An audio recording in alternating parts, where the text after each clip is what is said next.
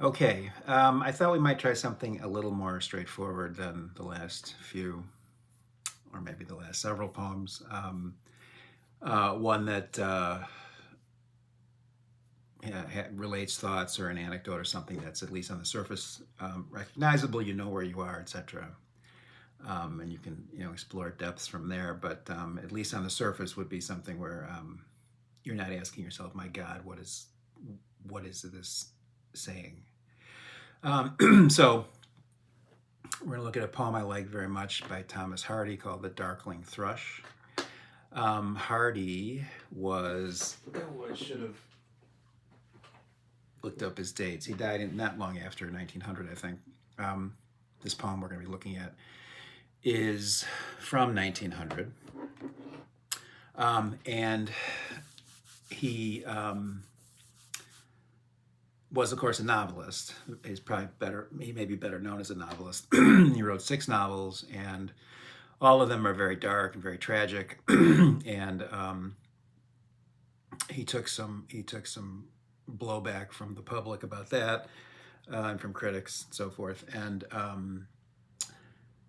his last novel, his 6th novel, which is called Jude the Obscure, um, very very tragic, very bleak. The the shock and the scandalized reaction of the public to that resulted in him swearing off novels and just devoting himself to poetry for the rest of his life. And I'll have to admit, when I read that book, something just absolutely terrible happens in that book, and I didn't see it coming. I turned the page, and boom, you come upon the aftermath of this just beyond the pale terrible thing. And in 100, around there, that's it was pretty hot stuff. So the reaction was so violent that he just said, "Well, I'm not doing this anymore." But Test of the D'Urbervilles, very very tragic. There's another one called A Pair of Blue Eyes that fit. It too is a tragic tale, but it's pretty delightful in in other places. Tess and Jude the Obscure and some others are kind of the protagonists are going through ordeals constantly until their bad end. But in any event, he devoted himself to poetry from that point forward and wrote a great many poems. And he is highly esteemed as a poet, though not necessarily universally. I'm aware of an essay by the great critic R.P. Blackmore. In the 40s, he published a pretty savage takedown of Thomas Hardy and had a lengthy bill of particulars indicting his poetic sensibility, saying he wasn't a good poet, and that, among other things, if I remember correctly, I guess I would say that there were too much of his poetry consisted of, or his poetry was marred by his attachment to intellectual ideas that weren't sufficiently digested and in the poetry, and injured the poetry. So a lot of people with minds at least as powerful and sensitive as R.P. Blackmore's disagree with that, and didn't and kind of thought that his essay about Hardy was eccentric and extreme, and not terribly well founded. But in any event, I don't know. I don't think in that essay he talks about this poem. I wonder what he would think about it. But anyway, the poem is called The Darkling Thrush. As I said, I'll hold it up again. But I think you can go to poetry.org and you can find the text for this if you want to do it that way. But I will hold this up if you want to get a screenshot of it, if you can. Okay. And so I'll read it. The darkling thrush. I leant upon a coppice gate when frost was spectre gray, and winter's dregs made desolate the weakening eye of day. The tangled vine stems scored the sky like strings of broken lyres, and all mankind that haunted nigh had sought their household fires. The land's sharp features seemed to be the century's corpse outlent, his crypt the cloudy canopy, the wind his death lament. The ancient pulse of germ and birth was shrunken hard and dry, and every spirit upon earth seemed fervorless as I. At once a voice arose among the bleak twigs overhead, in a full-hearted evensong of joy illimited. An aged thrush, frail, gaunt, and small, in blast-beruffled plume, had chosen thus to fling his soul upon the growing gloom. So little cause for carolings of such ecstatic sound was written on terrestrial things afar or nigh around, that I could think there trembled through his happy good night air some blessed hope whereof he knew, and I was unaware. So that is actually dated 31 December 1900, New Year's Eve 1900. That's how Thomas Hardy spent New Year's Eve that year. Okay, so this is one of those poems that we've had some others. I think the In Plato's Cave by Delmore Schwartz is one, where you're in this kind of in-between moment when the busyness of life, the purposive drive of life has relaxed or let up or abated or dissipated for a moment, allowing other thoughts and reflections of a sort you don't normally necessarily have, and anxieties to crowd in, whether you want them to or not, and frequently they're unwanted.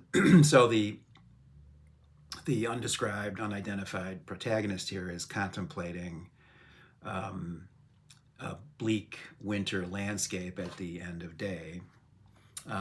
Everything around him is dreary and lifeless, just sapped of vitality.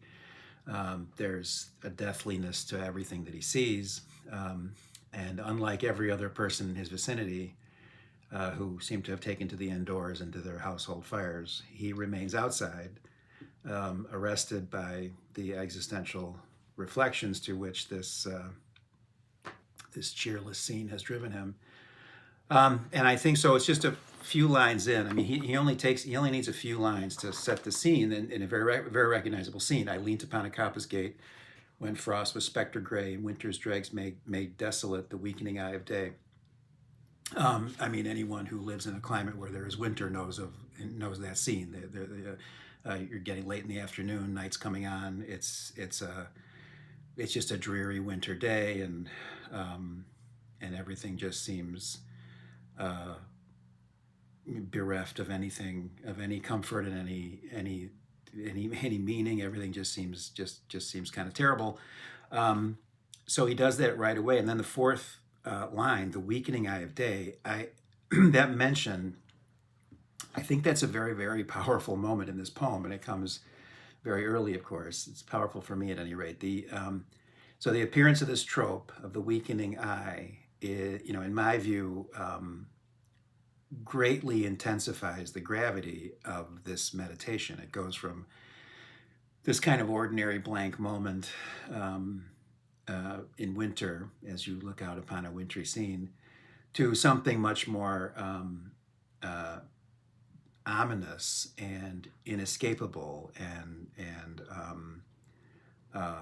existentially distressing for the consciousness that's perceiving it, because now it's yoked to human destiny and morality. You envision a human eye suddenly, whose powers are waning, whose hold on the physical world is loosening, and so suddenly the dreary and comfortless winter landscape, which until then it had been perhaps possible to see as something separate from oneself, something outside of oneself, something that could be gotten away from, and you can go to your home and your winters, your household fires and so on. It's abruptly revealed or brought home to you that it's part of a larger whole that very much includes the poem's perceiving human subject, who of course is standing in for all of us. So you have this dreary scene, this I can't escape the word chilling. It's pretty on the nose. Chilling memento mori can't really be shunned or quitted so easily by seeking out those household fires. It'll he's perceiving that it's a fundamental condition of life. So this protagonist, this perceiving consciousness, feels himself kind of, it seems, adrift in an inexplicable, unintelligible world.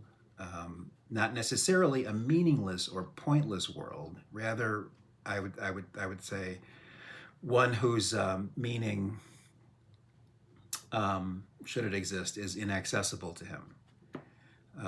He seems acutely, painfully conscious of this state of affairs, and he's very scrupulous about the conclusions that he can, and maybe more to the point, cannot draw from the evidence before him, what he sees and senses around him. Both, I think, both in this moment, and it's reasonable, I think, to suppose in all moments, this confounding and anxiety generating opacity, impenetrability, is perceived as an enduring and fundamental condition of life. It seems to me. I think that's what's coming. That's what's hitting our protagonist's mind, the hardest. And yet, um, despite that sense of incomprehensibility, the poem still hews to a formal aesthetic construct that suggests a transparent world and a harmonious order. And I'll come back to that. I mean, I mentioned at the beginning that this poem depicts one of those in between moments, and I think that's a relevant aspect, or an aspect of what's happening here. Not only in that sense, but also in the kind of in betweenness of the poem itself, in time, in the historical line of development of poetry and art. We note the roundness of the poem, the balance, the symmetry, the punctual rhyming, the steady cadence, this whole harmonious enclosure, in a formal sense. And we see that all the same, it carries within itself this germ of a sense of the universe and the human subject's place in it that would soon lead many other artists and thinkers, not all of them, but many, to abandon those traditional kind of Aristotelian forms and seek out and kind of grope for other forms that they felt answered better to their sense of these existential perceptions and urgencies. And these would be much less symmetrical forms. These would be forms that would surprise people, would puzzle people. You think of just 20 years or so later, Pound and Eliot and Joyce in fiction. My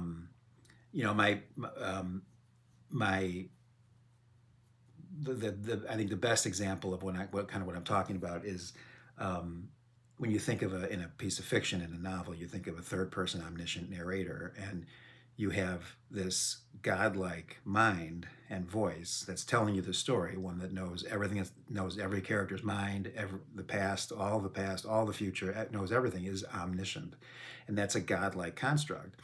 And it, at a certain point, as more and more people and artists begin to have a more complicated view of human life and of, from a philosophical point of view and so forth, and science figures into this. These forms seem to start to get interrogated by them and questioned and pressed, because they seem to recapitulate ideas about the universe and our place in it that some anyway are finding harder to hold. So Hardy is at this moment, 1900, where he's clearly got this sense, and it's reflected in this poem of an imperspicuous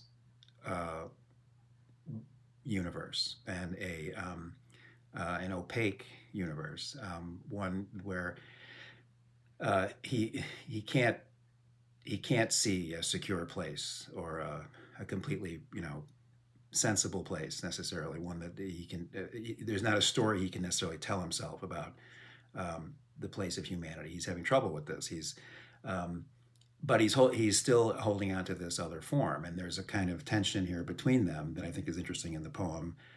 Later, if he were writing 20 years later, he might have broken out of this form because he might have found it too confining. But for the moment, that's what he's doing, and the two things are kind of coexisting, and it's just a very interesting thing because 1900, you are at this kind of in between. High modernism hasn't begun yet. Um, the Enlightenment's been going for a long time, um, and um, uh, and some of these forms are going to begin to break apart, but they haven't quite yet. So, and he does seem to be, in a formal sense, playing with the reader's likely expectations of the form in some ways. I think his readers would expect the pessimistic tone and drift of the landscape descriptions to give way in due course to something, or at least they would hope for it if they didn't expect it. But hope for it to give way and pivot to something more hopeful, more redeeming. But that isn't really what happens. There is a pivot as you read along. There does seem to be this tension created that promises a release of some kind. But when you get to that pivot, there's no redemption. In fairness, there's no explicit dashing of that hope either. There is, as I said, kind of scrupulousness about what he sees and what he can conclude. There's circumspection, a kind of parsimony of thought. You might say respect for the unknown. There's this kind of ungrudging acknowledgement of what we do not or cannot know. He's not allowing the bird song to comfort him. I think that's what you expect. Just as he says, I'm sorry about that. Every spirit upon earth seemed fervorless as I, as he's gone through and looked around, and you see these tropes about the century's corpse outleant, which is a great word. I think it's maybe pronounced outlent because it rhymes with lament. But anyway, he talks about the land's sharp features, the century's corpse outleant. These are the things that come to his mind as he looks around. The winter's dregs made desolate the weakening eye of day. The vine stems are tangled, and they're like the strings of broken lyres. And then the wind is the death lament of this corpse, and everything shrunk and hard and dry. Every spirit upon earth seemed fervorless as I. Then he says, at once a voice arose among the bleak twigs overhead in full-hearted evensong of joy illimited, and it's this thrush. He's not allowing, I think probably many readers' hearts kind of quicken there and hope for something that would restore some hope or some sense of order and so forth. But that isn't really what happens. He's not allowing the bird song to function as any kind of report from eternal celestial realms or any kind of message from heaven or anything like that. He allows the possibility that the bird song could mean that the thrush is keyed into something. How does he put it? There's some blessed hope trembled through the bird whereof he knew and I was unaware. The bird song could mean that, but he leaves it a question. And we note that the thrush in this poem is fitted out with descriptors that tend toward the pessimistic. The bird is not only darkling, but he's also aged, frail, gaunt, and small, and his plume is blast beruffled. One of the nice phrases of the poem.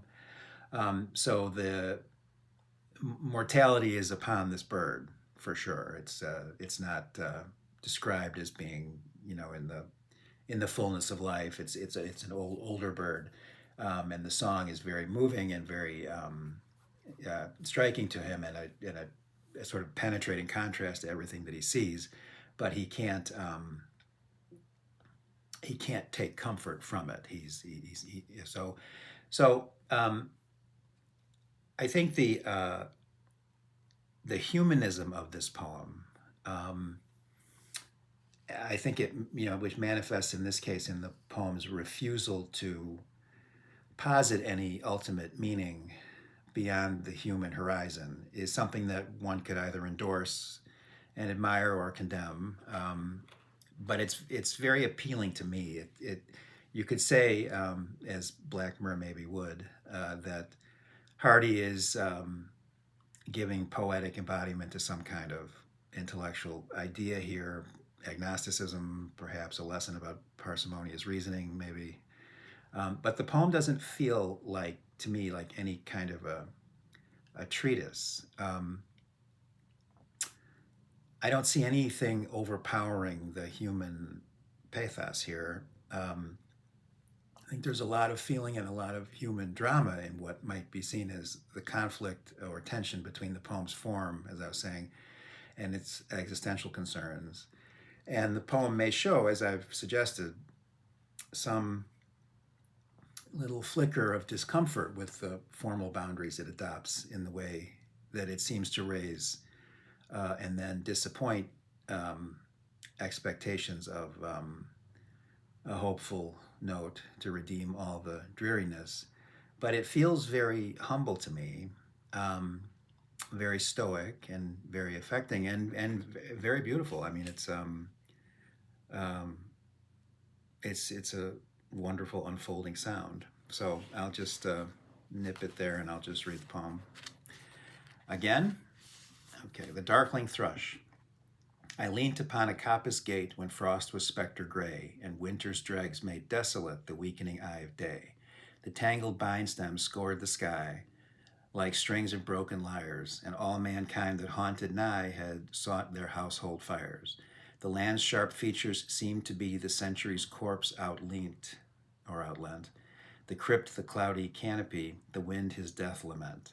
The ancient pulse of germ and birth was shrunken hard and dry, and every spirit upon earth seemed fervorless as I. At once a voice arose among the bleak twigs overhead, in a full-hearted evensong of joy illimited.